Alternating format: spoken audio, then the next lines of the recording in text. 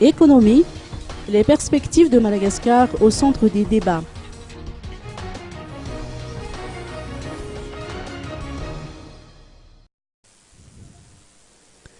Les perspectives de Madagascar dans un monde en transformation, un thème développé et débattu hier à l'Institut français de Madagascar au cours d'une rencontre du secteur privé avec des étudiants de l'enseignement supérieur malgache, fruit d'une collaboration entre le GEM, le groupe Sokota et l'ambassade de France à Madagascar.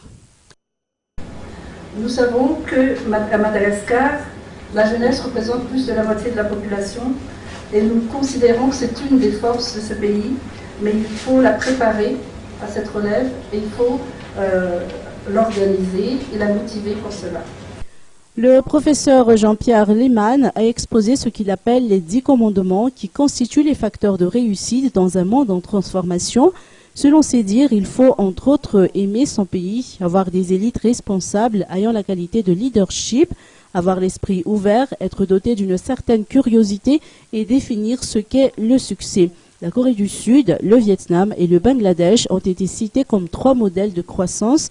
Avec un nouveau dirigeant démocratiquement élu, reconnu de manière fulgurante, vous avez une première pierre à l'édifice qui est acquise depuis vendredi dernier, a indiqué son Excellence Monsieur François Godbat, ambassadeur de France à Madagascar. Le nouveau président malgache, a-t-il poursuivi, va pouvoir représenter le pays, mais il ne peut pas travailler seul. Il doit s'appuyer sur la volonté et l'énergie de la population. La grande île dispose de multiples atouts, mais ceci ne servira à rien sans une exploitation rationnelle. Saisissez ces opportunités et vous arriverez quelque part. Il y aura un modèle malgache et c'est à vous de le construire, a-t-il conclu. Les jeunes malgaches qui sont les leaders de demain ont montré leur intérêt au thème développé hier.